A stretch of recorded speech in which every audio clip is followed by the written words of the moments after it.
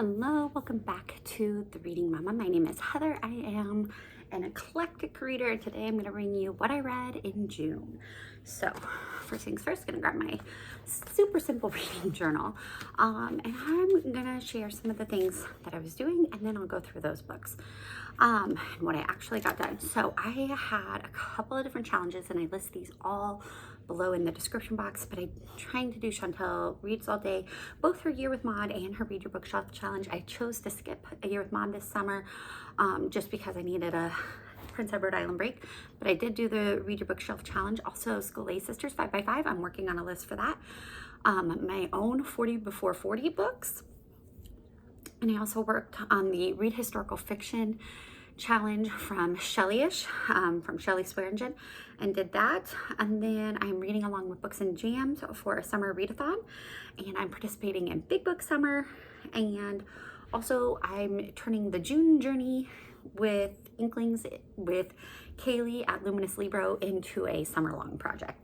Oh, and then also I'm working on Summer Bingo with Beautiful Minutia. So lots going on. So let's dive into what I actually read this month. So first up, I read The Secret History of Home Economics by Danielle Drillinger. And I did not expect to like this as much as I did. I thought it was going to be a total feminist manifesto and down with home economics and blah, blah, blah, blah. It was not that. It was amazing. It was such a great book of tracing the origins of home economics and the science and study of it from the very beginning in the late 1800s all the way to where it is today, and seeing the women pioneers in that field and all the things that have spurned off of it and no longer are under the home economics umbrella, but that's where they got their start. And it is just truly an interesting book. Nope, walk away. And so I definitely very much loved it, highly recommend it, especially if you're into the, I don't know, I just really like interesting nonfiction books, and I thought that the author does a great job of keeping you interested. She has a lot of historical activities and references and things like that throughout time, and just seeing the different facets of home economics and the role it plays in our world, and how the focus really was on making the home happier and healthier. And so just totally recommend that. Then I did a lighthearted middle grade read called I'm tongue-tied today, Alcatraz and the Evil Librarians by Braden Sanderson, and it's hilarious, everything that you can want in a stupid funny book, because basically you're following young Alcatraz, who's been in the foster care system, and everything he touched breaks, and one day things happen and he thinks he's going to be leaving that foster home and going somewhere else, and his grandfather shows up on the scene, who he's never met, whisks him away into this weird world where evil librarians are trying to take over the regular realm and the rest of the world, and Alcatraz and his family are helping to fight off those evil librarians. And because Alcatraz has the knowledge from being raised in that world, he doesn't know the nuances of the other world, which is all on Earth. It's just like they're saying, like, they modify what information you get in videos and the news and everything is all controlled by the evil librarians. And so I absolutely loved it. It was hilarious. Lots of funny things, very Lemony Snicket-ish, because it's the author is talking to the reader. It has a great beginning note about what's real and what's not real and how you don't know, and it was hilarious. I highly recommend it. Great middle grade read.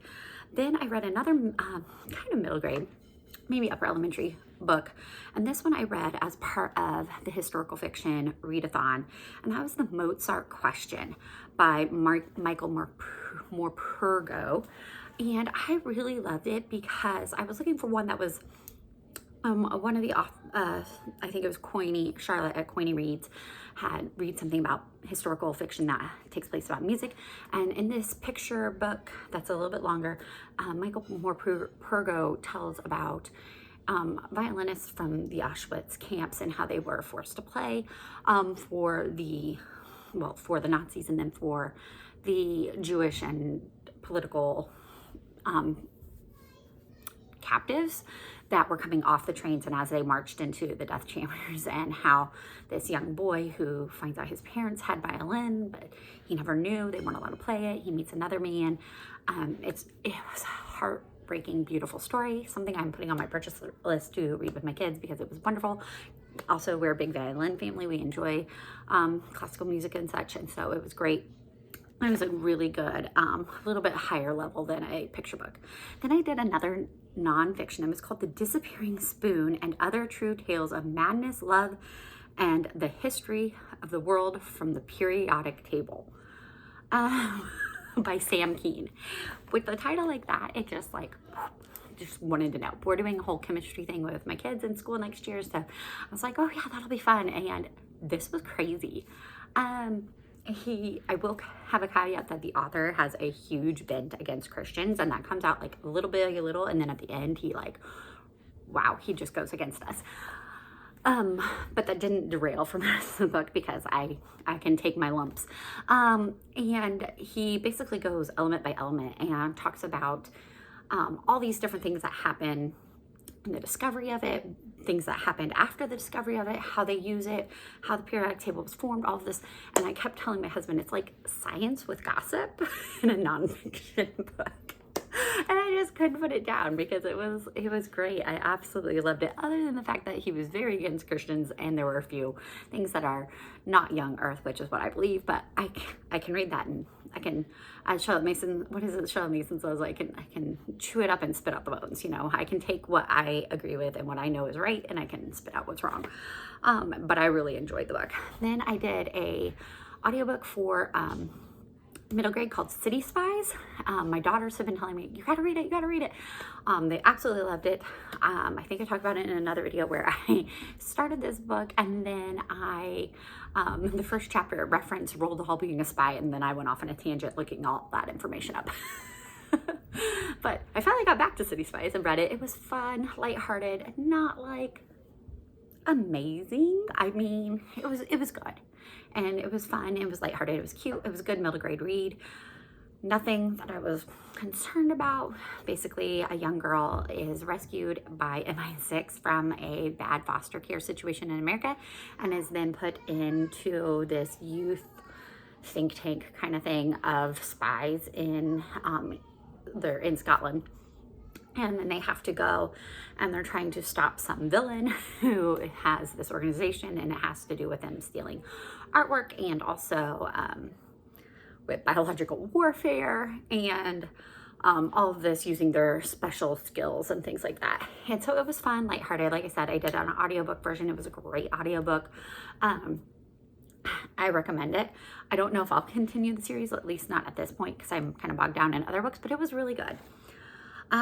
Next I read the Mythmakers and the Remarkable Fellowship of C.S. Lewis and J.R.R. Tolkien by John Hendricks. And this is like a graphic novel meets biography. So some of the pages are very graphic novel-y, and some are just text. And as you go through the book, it's beautiful images. I really liked it. This is really the first graphic novel that I've ever finished. And it was really good, but it, what am I trying to say here? It follows along with, like, you have a wizard and you have a lion, and they're meeting together, and they're like traveling through C.S. Lewis and J.R.R. Tolkien's life and learning all these different aspects about them. And I have to tell you that reading this in a biographical form, this is really middle grade level, but that helped me to understand some of their works a little bit better. As you go through it, like I've been trying to read Space Trilogy, which I'll talk about in a little bit, but knowing that that was actually pre-Narnia and that was his first published work, and then it had a very different purpose, helped me to actually get through the book the second time. And so I really enjoyed this biography. Great middle grade, nothing untoward, nothing that I would be concerned about my kids reading. I really enjoyed it. It was great. Great introduction, and perfect for June Journeys with the Inklings that Kaylee at Luminous Libra is doing. And so this is my book about the two Inklings, Lewis and Tolkien. Then I did The Sweetness at the Bottom of the Pie by Alan Bradley. It's from the point of view of an 11-year-old, but I don't think I would let an 11-year-old read it just because of a few things. I'd definitely say middle school or older. It's a Flavia de Luce series, and it was good. It was really funny, well thought out, fast paced, a lot of just humorous things that happen. Basically, this young girl's wealthy, living on an estate, and her mother has died when she was younger. She's got some ornery older sisters. They're all gifted, very intelligent family, and a murder takes place outside of their house, and her father is arrested as possible suspect, and she's trying to prove them wrong. And it goes through all the nuances of that, and very fun, very good murder mystery. I may or may not continue the series. But like I said, it is from an 11-year-old's point of view, but I don't know that I would let my 11-year-old read it. I would definitely say middle school, high school, or higher. Let's see what was next. Oh, Switchboard Soldiers by Jennifer Chiaverini. And I talk about this in other videos, and I kind of talk about it a lot because I really love this book. It was great, great, great. So Switchboard Soldiers follows the point of view of 3 different ladies, and I did this for the Read Historical Fiction Challenge from Shelley Swearingen, and it actually covered a couple of different things because there was, I think Shelley had the prompt of a real historical event, World War I, and then I think Gloria Z. Thompson had a real person, or maybe it's vice versa, and it has Grace Banker, who is a very famous switchboard operator during World War I, and it follows kind of a fictionalized version of her and 2 other women as they get ready to go to war and as they go to the war and operate. And it is just like Jennifer Chiaverini does a great job of outlining the events and activities of World War I in a way that is compelling and interesting, and quickly goes through it so you know what's going on at the same time that you're following their lives and all these things. It's not heavily gruesome, not overly. There is a little bit of romance in that a couple of people fall in love. It's not heavy on romance at all, but I really enjoyed it. It's also one that I'm going to purchase because it was like, when you do historical fiction and you do it well, man, that's a winner in my book. And Jennifer Chiaverini does a great job because she has lots of sources. She is very, like I said, it's like you're on point. I learned a lot about World War I while I was reading it. I learned about Grace Banker and other things, and so highly recommend Switchboard Soldiers. If I didn't mention it, they are operating the switchboards. General Pershing was struggling to get communication from the front lines to the rest of the army, and the men weren't cutting it. The French operators weren't cutting it. He needed American switchboard operators, those hello girls. And so he had them trained. They were fully trained soldiers. And then in the end, they had to fight to be recognized as soldiers, which kind of made me think of The Women by Kristen Hanna, and how the nurses also were not recognized as soldiers. So it was an interesting and sad that was how women in our military were treated. But I digress. It's a very good book. I highly recommend. Next, I read The Secret of Nightingale Wood by Lucy Strange, and this is another middle grade. Technically, I don't think I'd give it to a middle grade because it is so heavy. It was beautiful, not at all what I expected, and completely heart-wrenching. Basically, you're following a young girl and her family who have come to the countryside after their house in London burned down. Her older brother, who was, I believe, 12, 13, passed away. And her mother then had a baby.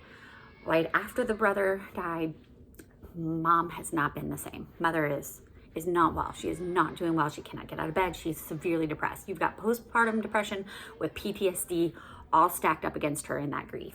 And they've come to the countryside because there's some doctors there who are able to treat it. And the way they're treating it is medicating it. They want to admit her into their hospital, and they want to do all these things. And basically the father is also dealing with his own trauma. He runs away to go to work.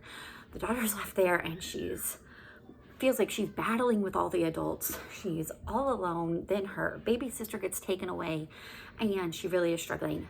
Well, here comes along a woman that lives in the woods. People think she's making her up. She's not a real person. This person has gone through a lot of the similar things and is able to help.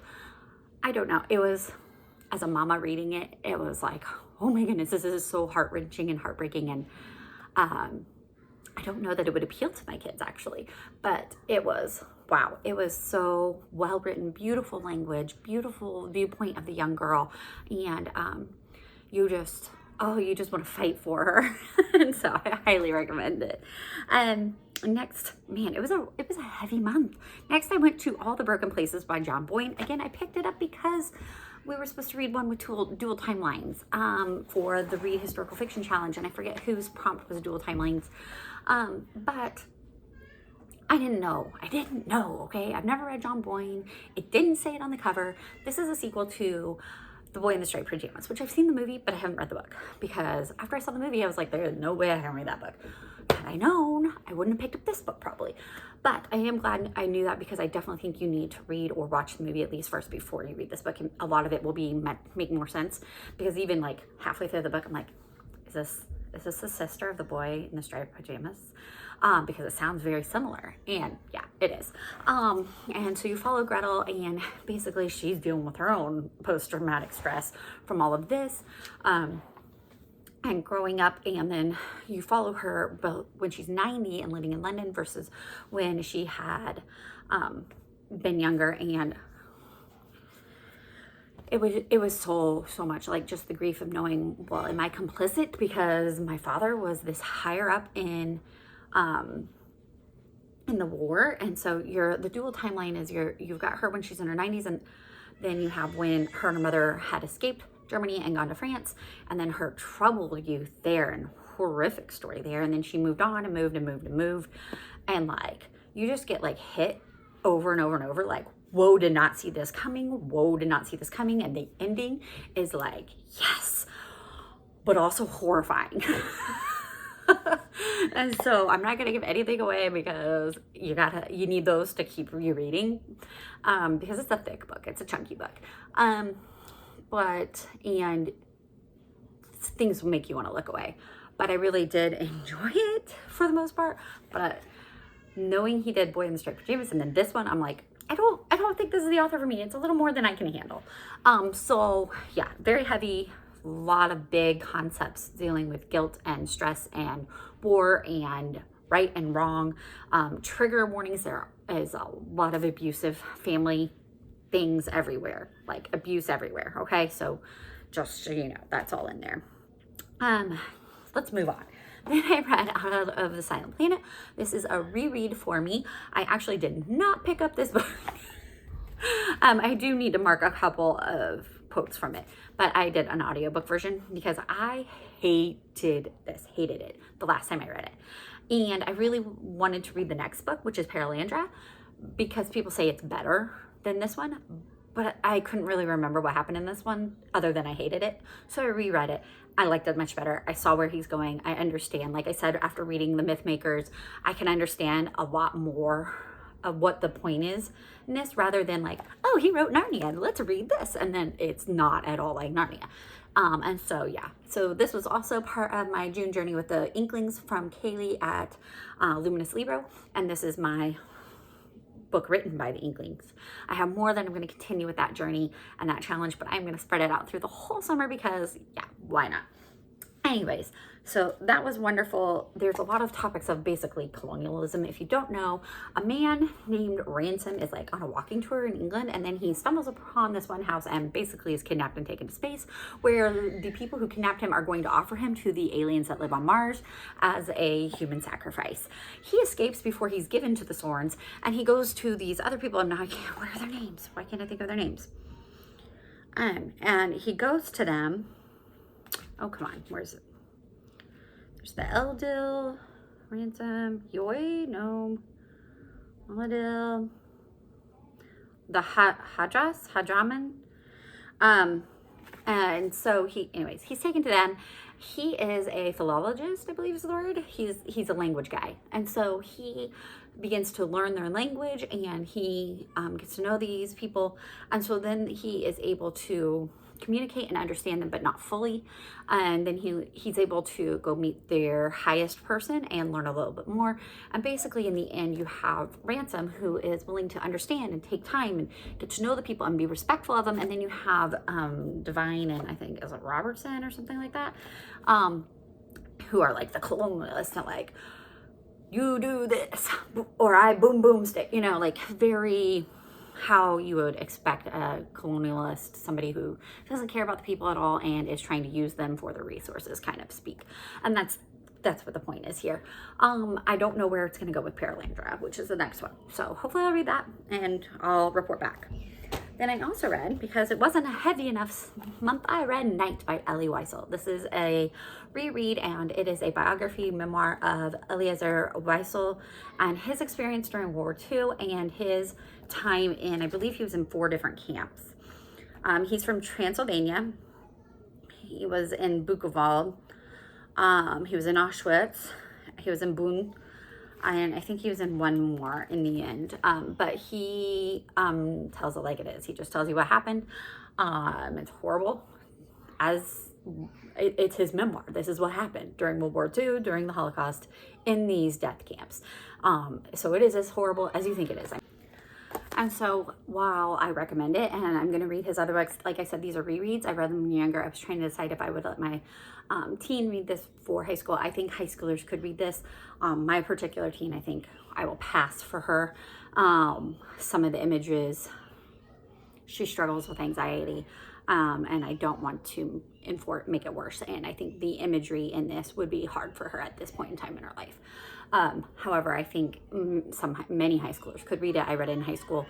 He has another one, it's Dawn. I don't know if there's another after that, but I highly recommend it. If you do get it, get the version that has the foreword by Francois Mauriac. It's very good. And then I also read, actually this was the first book I read of the month and I didn't put on my list, was Saving My Assassin. And I don't remember who it's by. It is also a biography of a woman who grew up in Romania behind the Iron Curtain. And she wanted to become a lawyer. She eventually gets saved. And somehow where Christianity is illegal and punishable by death, she is helping represent Christians across their country. It's amazing. I don't want to give too much away. Just read it. It's some amazing testimonies of God's faith and power. Truly, truly remarkable book. And biography. And then I ended the month with Ember and Ashes, and I got this in the very last time. Like I said, I'm reading along with Krista at Books and Jams. She has a readathon all summer going through this series.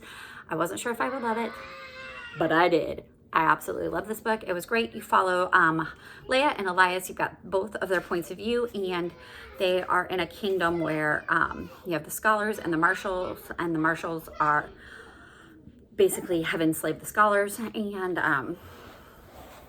you've got the enemies to lovers trope, you've got the fight for power kind of going on, and the worthiness battles, and all of those different things going on in here.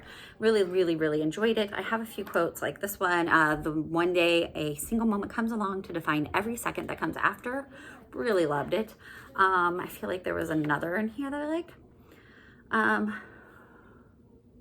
Oh, there are 2 kinds of guilt. The kind that's a burden and the kind that gives you purpose. Let your guilt be your fuel. Let it remind you of who you want to be. Draw a line in your mind. Never cross it again. You have a soul. It's damaged, but it's there. And I thought those were great character quotes. So totally recommend that. And then I hate to end it on this, but I will. I DNF'd Alone, a middle grade series. I just don't like it in verse, and definitely not for audiobook. I DNF'd Heart of Darkness and All Quiet on the Western Front because the writing just wasn't great. And I feel like there's other books that will show those better because I was pre-reading them for school. And then I started reading The Gendarme because it had dual perspective and it sounded like it would be interesting because it was happening in Tripoli. But it was French, so it was vulgar, so don't recommend it.